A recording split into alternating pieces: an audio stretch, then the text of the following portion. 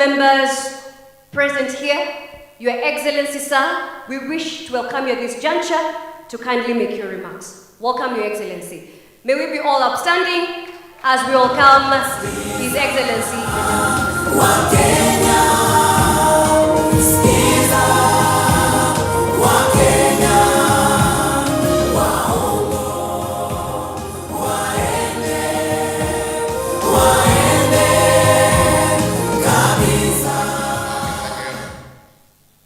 Please be seated.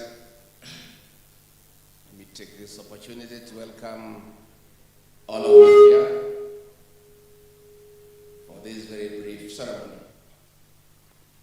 My dear countrymen,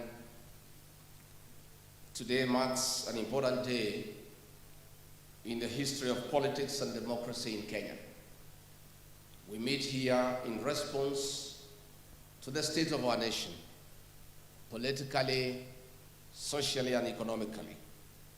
Indeed, today is a Kenyan moment. Following the need for social change, economic transformation, and political reimagination of our nation, I bring forth my response to the call by millions of Kenyans from across our nation who have called on us to rise to the occasion for a voice of reason and a listening ear, a right they have been denied for far too long.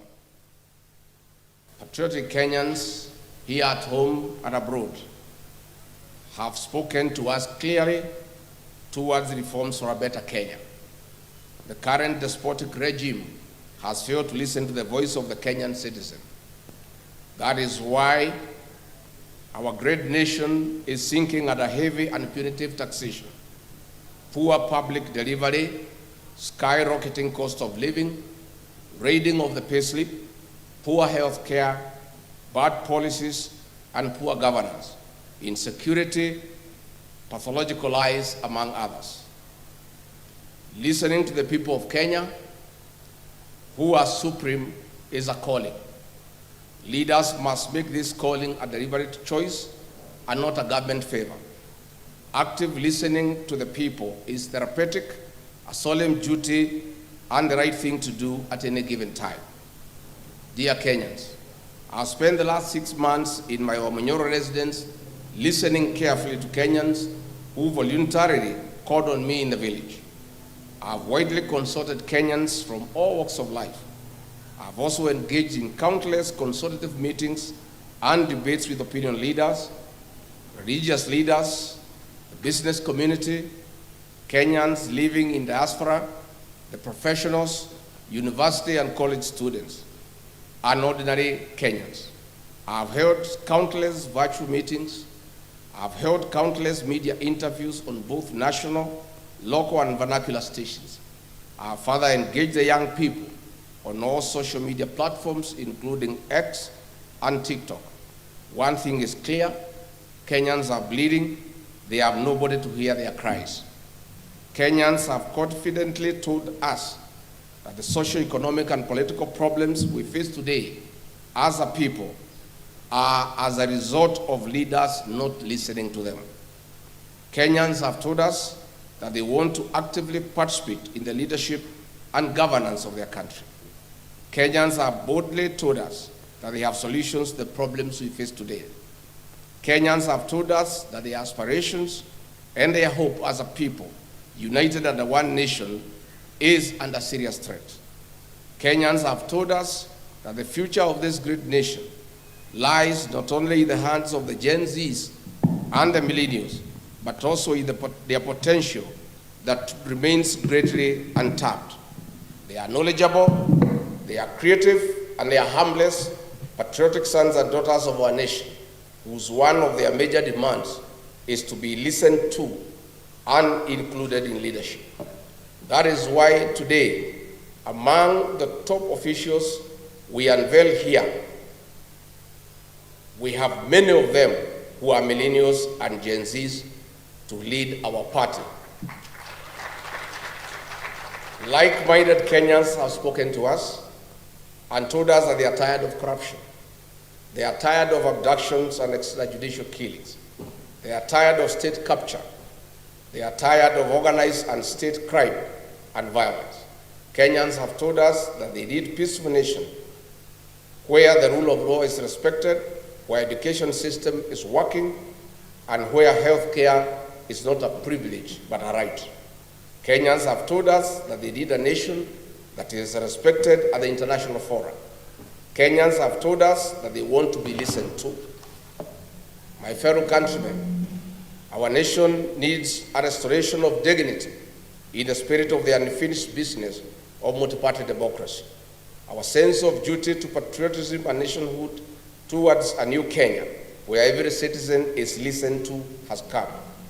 My countrymen, it is time to provide a conducive environment for peace, justice, and speedy restoration of development, respect for the rule of law and human rights. It is time for liberation of our beloved country. It is time for our nation to take off socially, economically, and politically. History will be kind to us for taking a bold move to listening to each other. Kenyans have told us boldly to form a political party that will form an inclusive and a listening government, a government for the people, by the people. Consequently, we took the challenge to a cause that many Kenyans believe in. I made a promise to you that in the month of May 2025, I would unveil a new political party whose philosophy resonates with you. As you all know, I'm a truthful man and an honest man. I keep my word and my promises.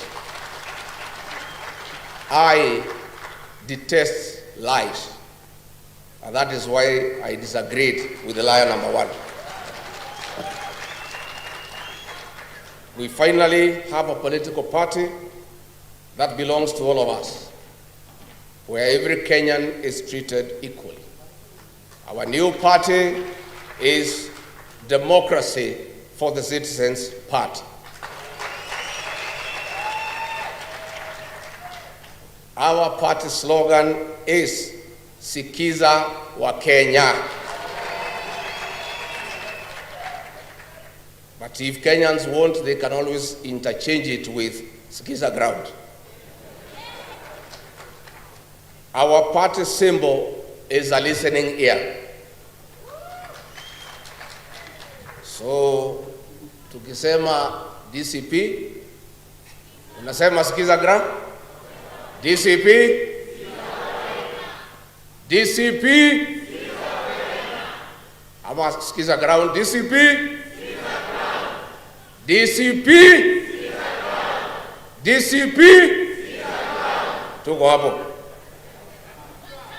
Our party colors are neon green, brown, and white. We believe as a party every Kenyan must be listened to by their leaders. This listening must not just be listening for the sake of it. It must be deliberate. It must be planned. It must have a purpose, and it must be sustainable. At no one given time in our leadership shall Kenyan be left behind or remain unheard. As the party leader of the Democracy for the Citizens Party, I commit that I will listen to the people of the Republic of Kenya and live to their aspirations. As you all know, I have been a people's person, listening to every voice, especially those in the deepest corner of our villages. The Democracy for the Citizens Party is not just an ordinary party, but a political ideology and philosophy for every Kenyan, irrespective of their faith, creed, age, tribe, or color. The Democracy for the Citizens Party serves as the biggest political movement of our time in Kenya since 1963. Under the guidance of the party's National Executive Council, I'll spend the next 2 years with the people of the Republic of Kenya, traveling to every corner of our country, to every village, listening to the people, to build one of the most formidable political movements since independence. It is after this we shall craft our manifesto based on your needs as the rightful people of this great nation.